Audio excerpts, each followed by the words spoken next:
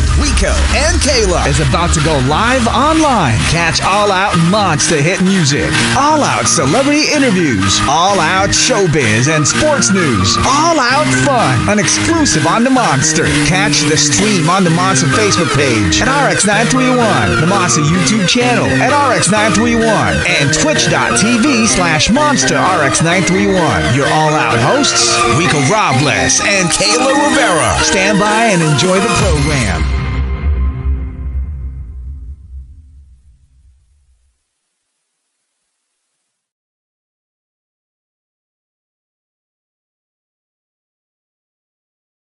With Rico and Kayla is about to go live online. Catch All Out Monster hit music, All Out celebrity interviews, All Out showbiz and sports news, All Out fun, an exclusive on the Monster. Catch the stream on the Monster Facebook page at RX931, the Monster YouTube channel at RX931, and twitch.tv/Monster RX931. Your All Out hosts, Rico Robles and Kayla Rivera. Stand by and enjoy the program.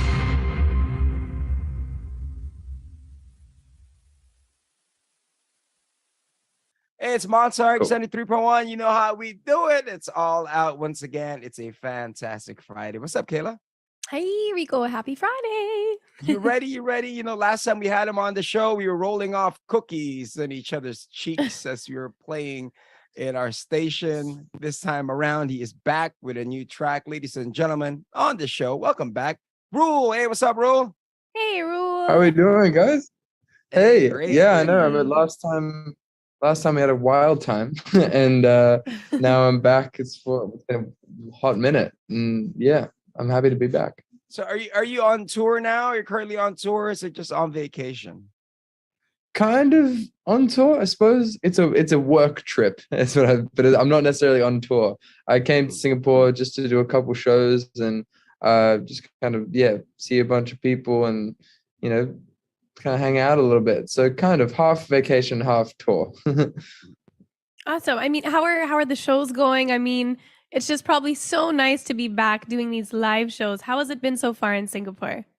It's been great. Yeah, I've been doing kind of these like really small pop-up events over the world for the past kind of few months just to kind of see everyone again, because I haven't had an album to, or much music to put out or tour. So it's been a quiet time. So I wanted to just kind of come around and have an excuse to try to do these little shows and announce them, really close to the date. So it's been really fun to kind of see everyone again and do these intimate shows, because I've been so used to kind of doing all these kind of big long tours with all these huge shows. It's definitely a different vibe. And speaking of vibe as well, right? I mean, the sound that you're coming out with is quite different from what we have known you for, the R&B tip kind of thing. Is this the new direction that you're going at? For sure, yeah. I think it's definitely just like just a step up in maturity for this next record and all the new songs. It's just a lot more me. I feel like I still love the kind of R&B roots that I started off with and put out a lot of, but this album definitely features a little less of that, to be honest. But yeah, I think it's just a bit more me, a bit more mature in my and just like all the writing process was just a lot more kind of personal, I suppose. So the songs became a lot more kind of singer-songwriter. And I mean, in terms of the songwriting process, like, could you take us through that, and maybe what was the inspiration, especially behind your most recent single, Someone Else's Problem? So I mean, I wrote a bunch of really, really sad personal songs for the album, and then I kind of just had like 100 ballads that I had to start getting some variety. So I started writing some songs that, I don't know, were a bit more feel good and, live would just hit a little bit harder. And, people could actually have fun to and have a little dance or a jump around to. So I wrote You Against Yourself and Someone Else's Problem in like the same week, just trying to write those sorts of songs. And lyrically, I just wanted to make something that was just a little bit more lighthearted, a little bit sassy. I don't know, something just like kind of tongue in cheek, which I hadn't really done before. So that was fun. And it's sort of like a good written song, right? I mean, what's the story behind it, of the song, Someone Else's Problem? I mean, it's just about kind of, for me personally, I relate to it. Just it's about having someone out of your life that, was bringing you down. Like not even necessarily in a relationship, just, it can be anything, a friend or a person you work with or someone, just like anyone in your life that is a burden, and then having them finally move on. It's this euphoric feeling of, something off your back. And, I kind of thought that was an interesting concept to write about. I mean, it's rolling off that concept, right? I mean, with you now being known around the world, what's your criteria now of having someone as your friend? You know how it is, right? Everybody wants to be your friend, Rule. So what's the criteria now? Okay, cool. I'll make room for friends, but there's got to be some other friends that are probably outgrew. And I don't know. I feel like I've got a cap on like friend. I wish like you could only make a certain amount of friends. Like let's like just stick with 50, and you don't need any more, you don't need any less, and you can just swap out. I feel like that's kind of, I feel like that'd be a productive way to, keep a tight circle. But I don't know. I feel like everyone that kind of has known me, since I was a kid, obviously I've kept super close to me. And I don't know. As long as you're kind of self-aware and funny, then I don't really like, I feel like those are the two things that, entice me to, be friendly with someone. And I mean, well, okay, speaking of friends, this is like totally going on a tangent. It has nothing to do with music, but I mean, speaking of friends, like what are your favorite things to do with your friends when you have time to hang out with them? I mean, back home, I do a lot of sport. Actually, like I play a lot of football, play a lot of basketball, I surf a lot. Oh, cool. I don't know, like kind of that is like my favorite sort of stuff to do, just because it keeps me healthy. And being in Sydney, it's such an outdoorsy culture, so I've always kind of grown up loving that stuff. And especially when you're on tour, you kind of really unable to do that a lot of the time. Like every time I'm overseas, I'm constantly looking for like a basketball court or like a pickup game that I can sign up to, and that's like usually quite hard. But I don't know, so when I'm home, that's kind of my favorite thing to do for sure. I mean, you do got some height on you, man. I mean, do you see yourself Oh my playing gosh. basketball? I mean, J. Cole, great artist, also Yeah. is, into like semi-pro basketball. Do you see yourself doing that? Great basketball, yeah. And I mean, I definitely not as good as J. Cole, but I can dunk, and that's about it. I think as long as I just stay in the paint and just do my job, then maybe I could do something with it. Maybe I could play some all-star celebrity game, but if I get big. But like that would be fun. But I don't know. I used to play a lot as a kid. Like that was my number one thing. It was like basketball, and I also like singing on the side. And then when I kind of grew up, I was like, maybe I'm kind of better at one than I am the other. I can't wait. We can't wait to see you at the NBA All-Star games. Actually, it is on my bucket list. That would be. Who's your team? Who are you rooting for this year? I don't even know who. Wait, in the NBA or in the All-Star game? NBA. Oh, okay. I've been an OKC fan all my life.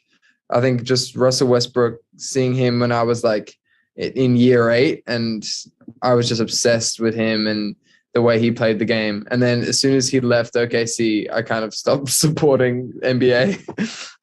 It's like the passion is there on the drive. Yeah, the passion is that guy. You did mention, of course, football World Cup. Mm-hmm. Yes. I mean, I have 3 teams that I can go for. Is the Netherlands, England, or Australia. I feel like those are all part of my life. And I think the best chance is probably Netherlands. So I'm gonna stick strong with them. But yeah, that's been taking up my whole sleep schedule recently. Yeah, I mean, the games are spaced out all throughout the day, so that like no matter what time it is, there's a game that's going on. So yeah, exactly. It's great. Yeah. I was like going to ask though, I mean, you are still really young, but at what point was it that you hit that where you were like, okay, I'm going to go full force into music, and okay, basketball can be a hobby, but music is where I'm going to be at? I don't know. I think I was probably around like 13, 14 where I started to actually write music, and I met my manager, and he kind of, laid out this plan for me of just like, this is what possibly I could do, to help you if you want to, you know, write music and tour and do this. Like, and I was like, hell yeah, let's give it a go. And then like, obviously after that, I was like just fully obsessed with this job and touring and, you know, traveling. It was incredible. And I'm so grateful that I got to do that for, you know, the formative years of my life, I suppose. Like, as much as, you know, I did miss home and, you know, wanted to kind of have that childhood. I feel like I almost got that when COVID hit. Was when I got to go home and have those 2 years by myself, or like, you know, with my family, with my friends back home, and not being able to tour was also kind of healthy at the same time. So yeah. But it's like, okay, I'm bored, time to go back on the road. Yeah. You know what I mean? Yeah, it took you 8 months, and then I was ready to go back out. Did you write any songs during that process? During the I wrote COVID the whole process? album, basically. The whole album. Was it harder? I mean, now, Yes. you know, usually you would have your routine when the world was normal, but now that you're forced to stay in, was it harder to find inspiration in writing these songs, or was it 100%. Yeah, it was incredibly hard, I found, especially for the first year. I couldn't find anything interesting to write about. Everything was either too existential or dark and sad, or had no substance, and I didn't have anything like, you know, interesting to really say. So yeah, it was hard to finish this thing. That's why it took so long. Basically, it's taken the whole pandemic to finish it. So I don't know. I feel like it definitely messed with my creative process, but you know, I'm still really, really happy with where I am and where I got to. I was going to ask, you know, the times that you feel like you have nothing to write about, how do you keep going? How do you get past that writer's block? Movies, 90s movies in general, I think actually, like, just really do it for me. Like, I think they really help the album kind of have a concept. It was just a bunch of movies that I was watching at the time that really, really helped kind of shape what I wanted to do, and kind of made me feel different things. And yeah, that's what I think that was the saving grace. And you know, here on the show, we like to ask some random questions here on All Out, and one of them is practically, with you traveling the world and doing the shows through the years that you've been doing it, who's the most interesting person you've met that sort of made an impact? You're like, oh man, all right, cool. That's an interesting question. I don't know. That was hard. I've met a lot of strange, interesting, wacky figures on my travels. But I don't know who made the biggest impact. Like, I've had lots of like deep conversations late after a show with like some dude who works at the venue, like, you know, who I just kind of sit there in the dressing room or afterwards, just like, you know, while everyone's packing up. I think there's been a few bus drivers, actually, like tour bus drivers. There's been two guys, one guy called Steve and one guy called Dale, that I had some late night chats to at like 3 a.m. on the tour bus, that have, you know, probably been quite problematic figures, but, you know, have made me look at the world a few different ways. I feel, yeah, bus drivers are always fucking wacky people, because you know, anyone who chooses to like drive through the night a huge bus for 3 months straight is probably got a screw loose somewhere, but they're always fun to talk to. How about the most famous person that you? Okay. Oh, God. I can't tell. Like, I could either go like the Elton John, or I could go like Shawn Mendes, but I don't know. Depends what you think is more famous. I don't really know. Elton, did you have any words with Elton John, with Sir Elton John? Yeah. I mean, this is like kind of actually like the one story that every single interviewer for the first like 6 years of my career brought up, which is just like how when I was like, I think like 14 or something, I met Sir Elton at this like thing in Sydney, and he just wanted to talk about music and stuff, and yeah, he had some great advice, and yeah, he was a lovely person. What advice did Sir Elton John have to give you? I'm curious to hear that. I think, I don't know, you probably heard it before, but the way he said it was good. It was just, you know, about obviously keeping a tight circle, and, you know, anyone you don't trust, like get them out of your circle immediately. Like, it's just, that's like the most important thing, is keeping a tight team that you trust. I think that was kind of the main thing. That's the hard part, getting that person out of your circle. It's like, all right, cool. Take care, bye. Yeah. Unfollow. It's as Unfollow. simple as that. Right. It's as simple as that. I mean, with everything that's going on now, I mean, do you see yourself, when are you going to be touring the Philippines? Because I know that you were here for a bit, and then Yeah. many of your fans are waiting. Is he going to be back for a show? Is there I something to will be, expect?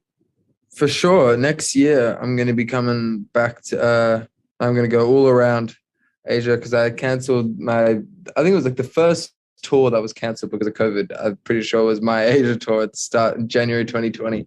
And I was, going to go back to Manila. I was going to go all the way around. And I was heartbroken that I couldn't do it. So it's definitely like number one on my list for the place that I need to go back to before I start, kicking off the album tour.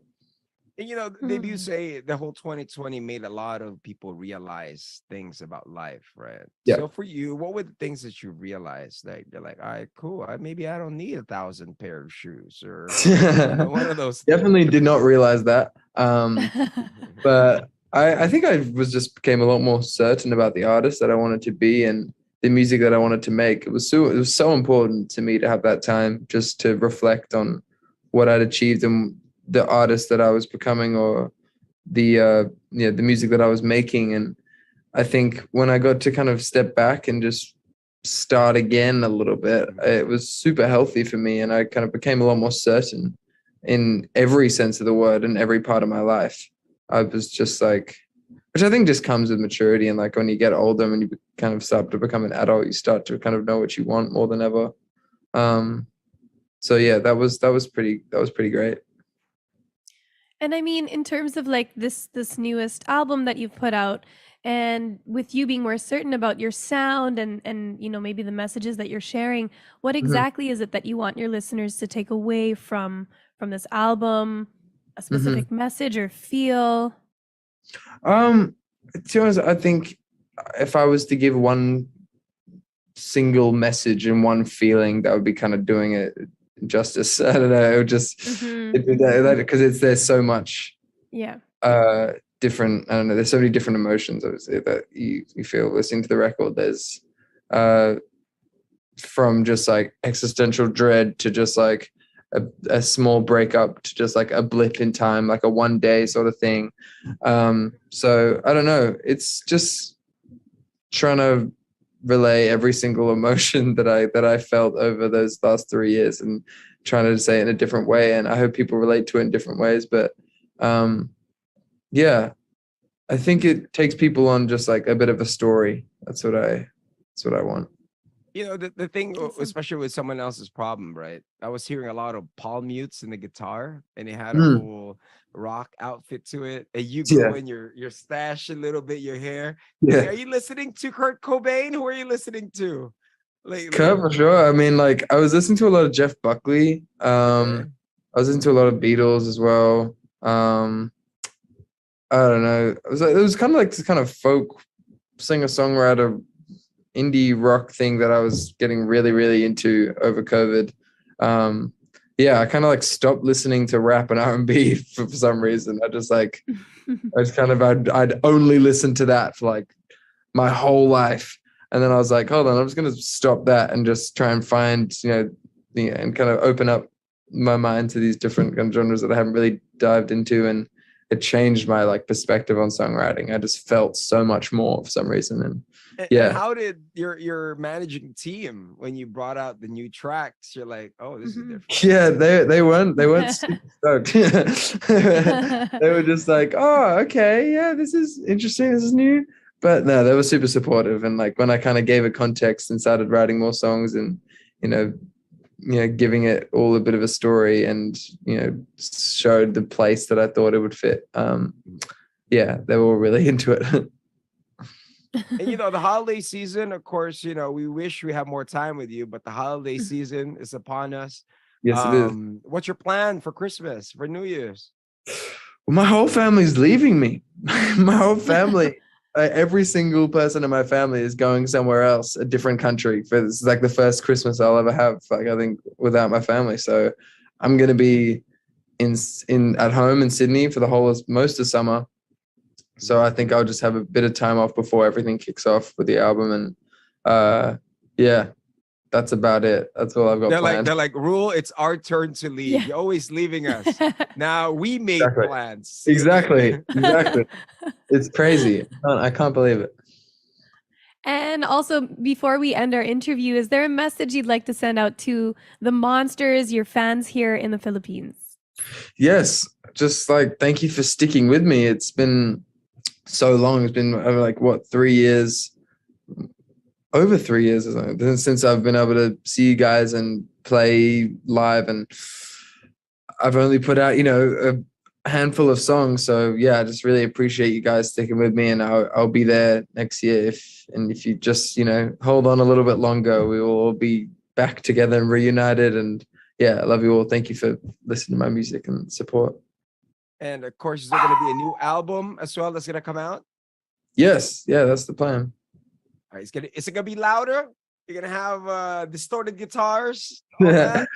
Oh yeah, I guess there's the variety. I've got a lot of distortion and some kind of hard hitting tracks, but then to be honest, most of the album is quite delicate and depressing, which I love. Well, we love it too, man. Thank you very much for taking time. And thank you for making our Friday fantastic, ladies and gentlemen. Once again, give it up for Ruel. Hey. Thank you, guys. See ya. Thank you. Take care, Kayla. We hope you had a great one. Till then, my name is Rico Robles. I'm Kayla Rivera. This has been another Monster exclusive interview. Have a great one. Peace. Monster exclusive interview. Monster exclusive interview. Only from Manila's hottest.